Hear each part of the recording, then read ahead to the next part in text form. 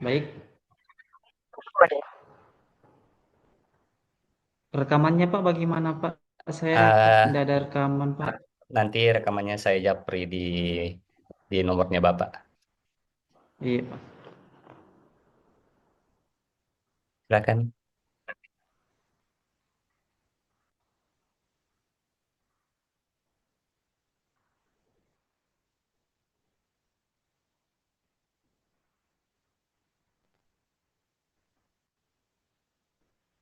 Maaf Pak, saya tampilkan saya punya PowerPoint.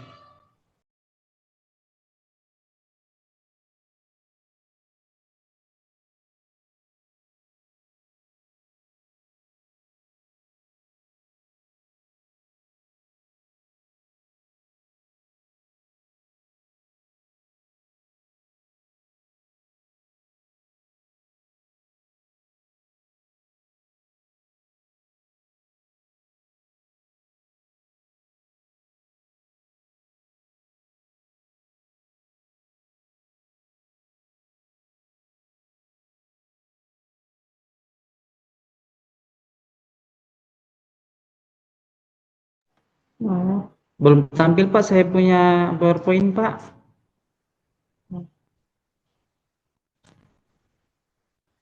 Belum, belum.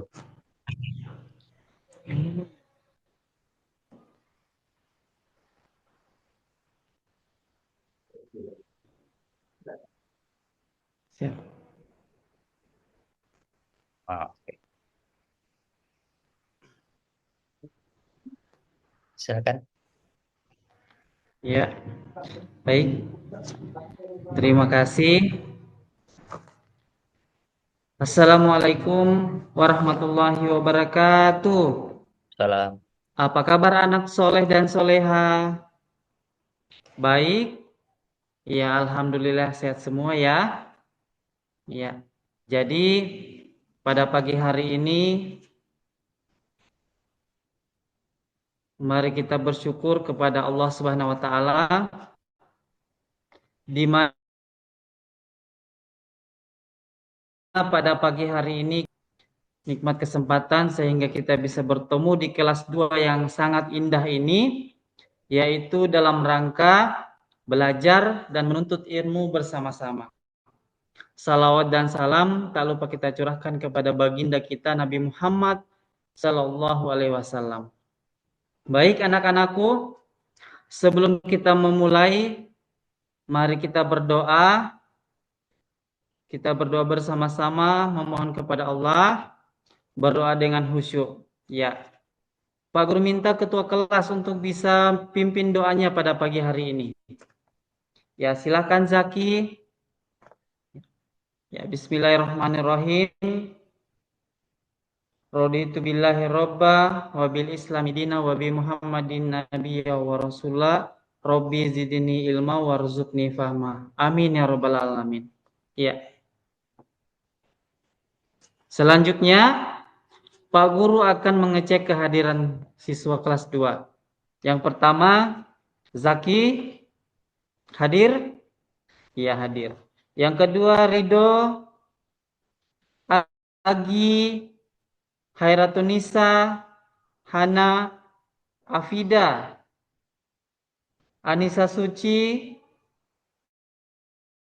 Anissa Salsabila, Prema Putri. Iya baik, hadir semua ya? Ya alhamdulillah.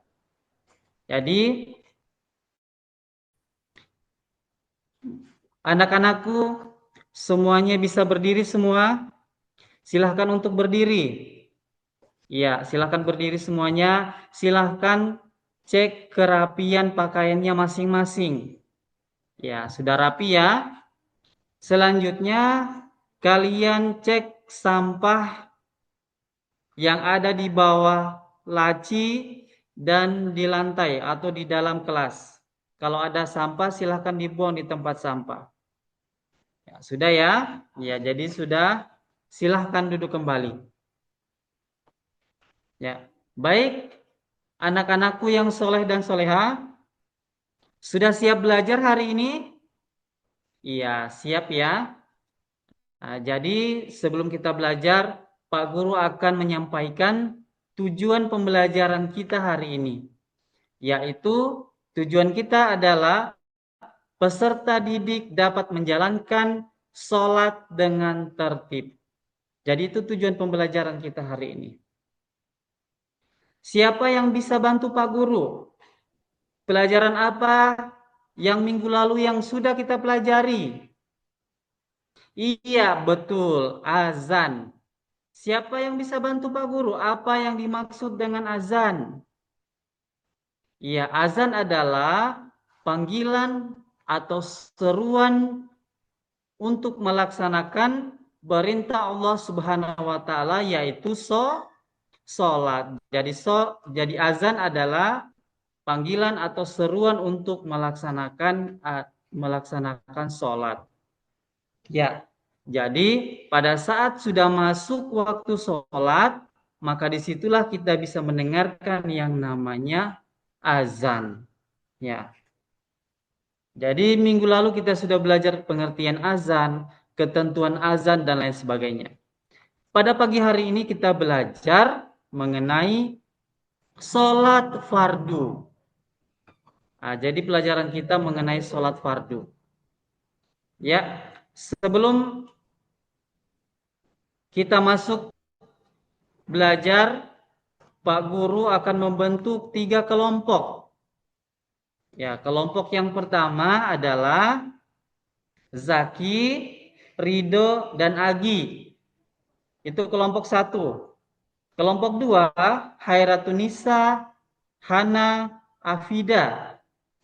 Kelompok 3, Anissa Suci, Anissa Salsabila, Prema Putri.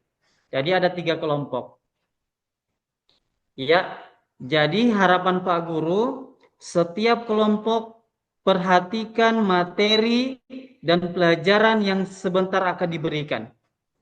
Karena di akhir pembelajaran kita hari ini ada tugas yang Pak Guru Pak Guru berikan setiap kelompok.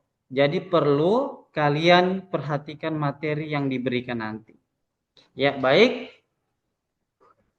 Ya, silahkan anak-anakku perhatikan di depan. Ya. Silahkan perhatikan gambar yang ada. Menurut kalian, ada tidak permasalahan pada cerita Abdul dan Rara? Ada tidak permasalahan? Iya, betul. Jadi, masalah yang dialami oleh Rara dan Abdul adalah mereka melaksanakan sholat dan lupa akan rukun-rukun sholat. Ya, jadi masalahnya adalah mereka lupa dengan rukun-rukun sholat atau urutan gerakan sholat. Terus bagaimana cara masalah itu bisa teratasi? Ya, kita mengetahui dan memahami, kita harus belajar mengetahui dan memahami tata cara sholat dengan baik dan benar. Ya, jadi mari kita belajar mengenai rukun dan tata cara sholat.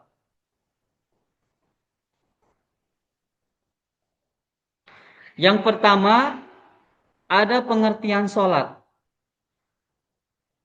Siapa yang bisa bantu Pak Guru? Apa yang dimaksud dengan sholat? Iya, betul. Jadi, sholat menurut bahasa adalah doa.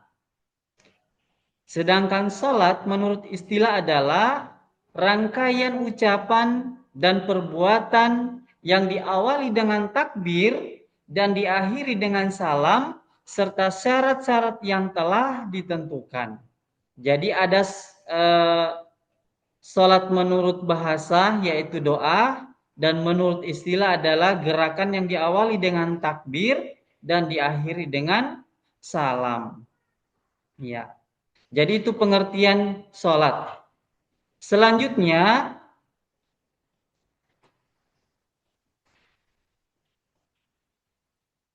kita masuk pada ketentuan-ketentuan sholat. Jadi ada 2 ketentuan-ketentuan sholat. Ada syarat wajib sholat dan ada yang disebut dengan syarat sah sholat. Yang pertama, syarat wajib sholat. Syaratnya yang pertama adalah beragama Islam. Ya, jadi yang melaksanakan sholat hanya agama yang beragama Islam. Yang kedua adalah balik atau sudah beranjak dewasa. Yang ketiga berakal. Berakal bisa membedakan mana yang baik dan mana yang buruk atau tidak gila. Syarat wajib selanjutnya suci dari hadas dan najis. Nah, jadi najis ini adalah sesuatu yang kotor. Ya, contohnya seperti buang air kecil, buang air besar, buang angin atau terkena kotoran-kotoran binatang. Sedangkan hadas adalah sesuatu yang bisa dihilangkan hanya dengan mandi, mandi besar atau mandi junub. Contohnya hadas adalah seperti ibu-ibu yang habis melahirkan. Terus contoh yang kedua seperti perempuan yang lagi halangan dan laki-laki yang junub. Selanjutnya syarat sah sholat. Jadi syarat sah sholat yang pertama adalah suci dari hadas kecil dan hadas besar. Ya, seperti Pak Guru bilang tadi, hadas kecil contohnya adalah sesuatu yang kotor dan menjijikkan. Yang kedua, suci seluruh anggota badan, pakaian, dan tempat kita melaksanakan sholat. Jadi kalau kita melaksanakan sholat, semuanya itu harus bersih. Baik itu pakaian, baik itu tempat kita untuk melaksanakan sholat, ataupun anggota badan. Jadi semuanya harus bersih dan suci. Terus yang ketiga, tertutup aurat. Ya, jadi yang ketiga ini harus tertutup aurat. Baik auratnya laki-laki maupun aurat perempuan. Kalau auratnya laki-laki sampai dari pusar sampai lutut. Sedangkan auratnya perempuan adalah seluruh anggota badan kecuali telapak tangan dan wajah. Jadi itu batas aurat laki-laki dan perempuan. Ketiga, masuk waktu yang telah ditentukan. Nah, jadi sholat wajib itu sudah ada waktu-waktu yang ditentukan. Contoh, sholat zuhur, asar, maghrib, isya, dan subuh. Jadi sholat 5 waktu yang kita laksanakan itu sudah ada waktu-waktu yang telah ditentukan. Tidak boleh melaksanakan sholat kalau belum masuk waktu yang sudah ditentukan. Jadi harus masuk waktu sholat. Terakhir, syarat sah terakhir adalah menghadap kiblat. Pak Guru mau tanya sama siswa, kira-kira kiblat umat Islam itu di mana? Iya, betul. Jadi kiblat kita adalah Ka'bah. Jadi disitulah kita menghadap kalau kita melaksanakan sholat, yaitu menghadap kiblat. Jadi itulah tadi syarat wajib sholat dan syarat sah sholat. Selanjutnya adalah rukun-rukun sholat. Nah, jadi ini adalah rukun-rukun sholat. Apa-apa saja rukun-rukun sholat? Yang pertama adalah membaca niat. Ya, jadi sholat yang kita laksanakan itu berbeda-beda niatnya. Jadi yang pertama adalah kita membaca niat di dalam hati. Setelah kita membaca niat, yang kedua mengucapkan takbiratul ihram. Ya, jadi atau bertakbir. Selanjutnya yang ketiga adalah berdiri tegak bagi yang mampu. Nah, setelah takbir kita berdiri tegak. Selanjutnya membaca surat Al-Fatihah. Nah, jadi Sudah hafal semua surat Al-Fatihah? Iya, sudah semua ya. Jadi semua harapannya Pak Guru, semua siswa itu harus bisa menghafal surat Al-Fatihah. Karena surat Al-Fatihah ini masuk salah satu rukun sholat. Apabila kita tidak membaca surat Al-Fatihah, maka sholat kita tidak sah. Ya. Selanjutnya adalah ruku. Ya, ruku dengan tumak nina. Nah, jadi tumak nina maksudnya adalah tidak terburu-buru atau tidak tergesa-gesa melaksanakan gerakan atau bacaan sholat. Jadi tidak terburu-buru. Setelah ruku, iktidal. Iktidal adalah berdiri kembali setelah ruku. Selanjutnya, sujud. Selanjutnya, duduk di antara dua sujud. Lalu membaca tasyahud akhir. Terus membaca sholawat. Dan terakhir adalah membaca atau mengucapkan salam. Nah, jadi itu adalah rukun-rukun sholat.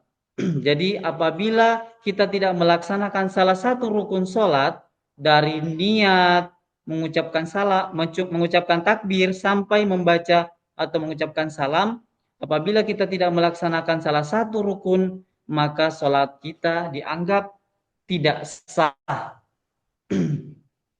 Ya, jadi itu adalah rukun-rukun sholat. Ya, selanjutnya setelah rukun-rukun sholat, ada hal-hal yang dapat membatalkan sholat kita. Kalau kita melakukan hal-hal tersebut, maka sholat kita dianggap batal atau tidak sah. Kira-kira apa saja?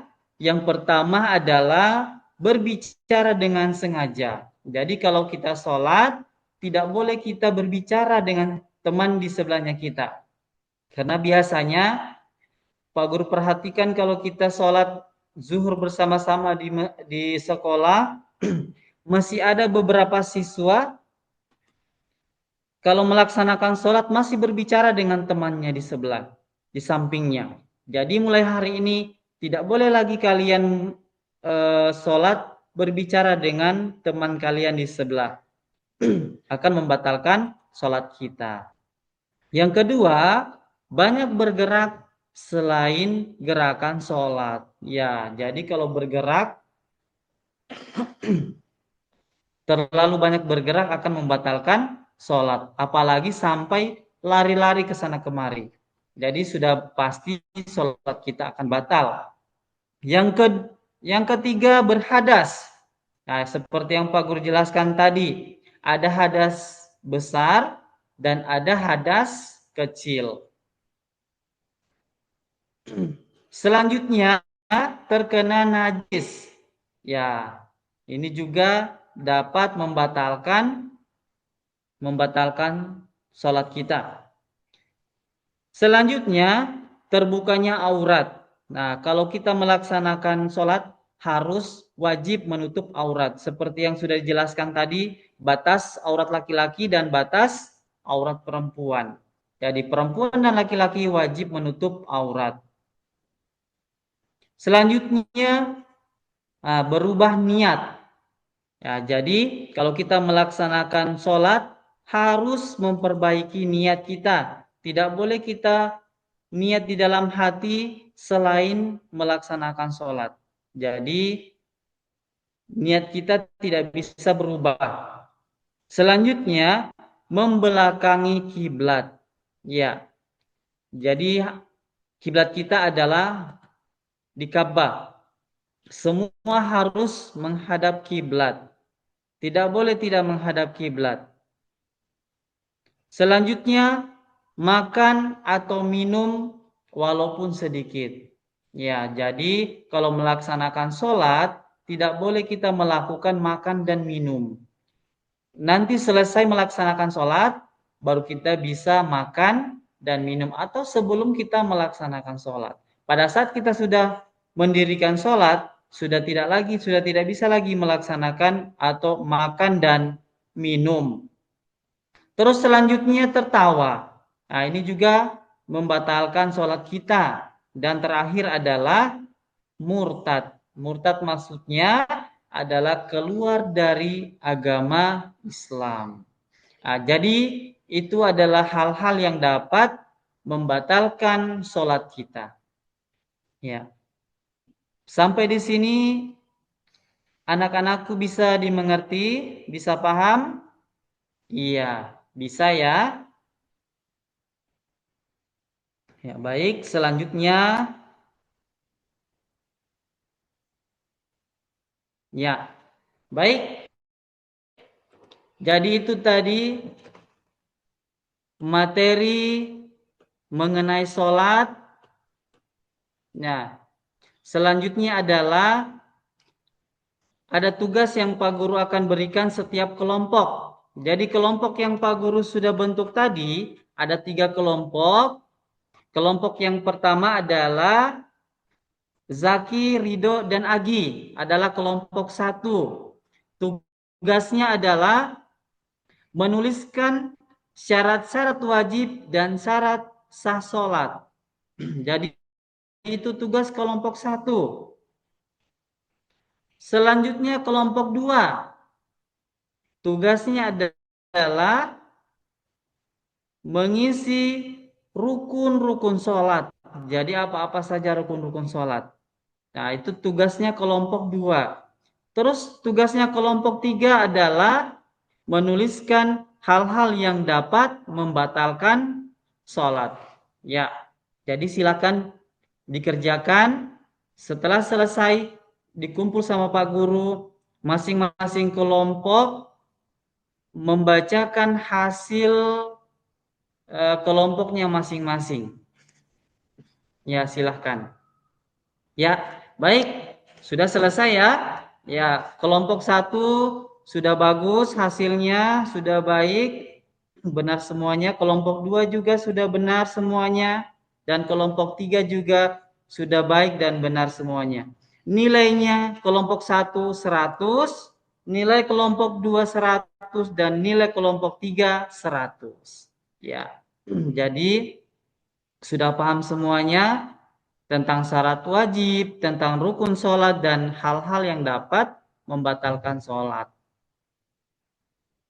Ya, kalau sudah paham, yang terakhir adalah kesimpulan. Jadi kesimpulan dari pelajaran kita pada pagi hari ini adalah sholat adalah serangkaian perbuatan dan ucapan tertentu yang dilakukan dengan tata cara khusus, dimulai dengan takbir dan diakhiri dengan salam.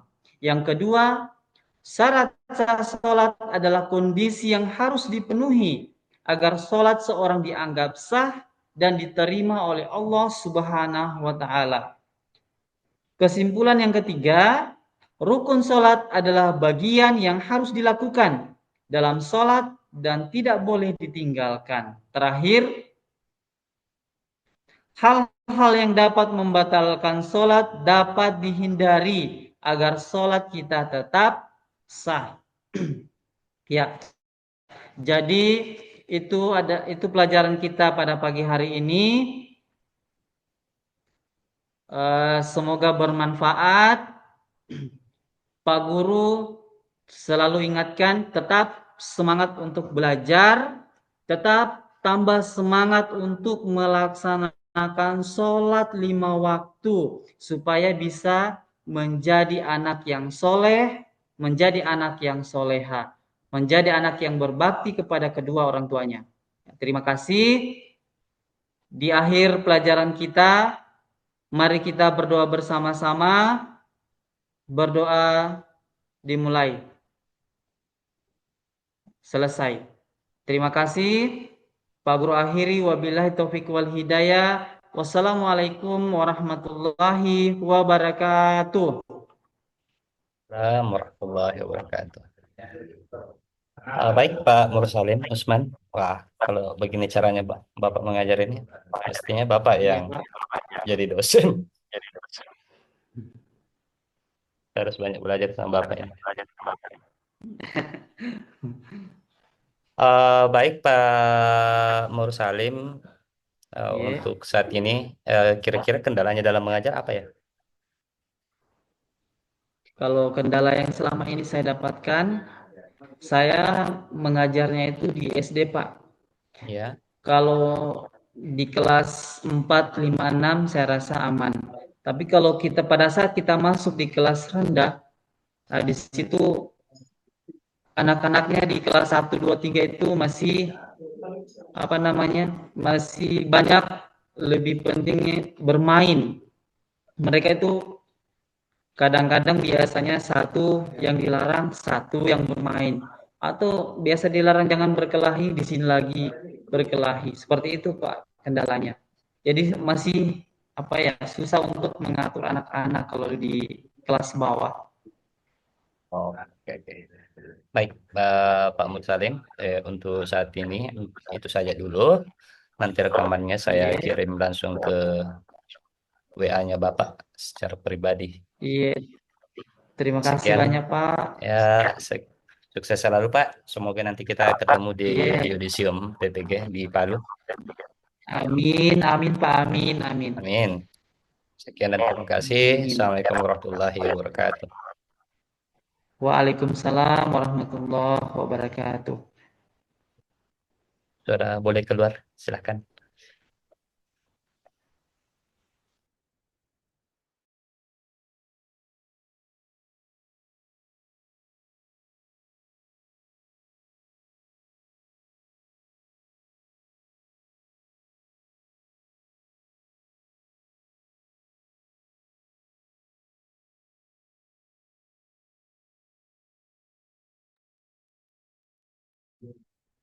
Assalamualaikum, Ibu Rizka.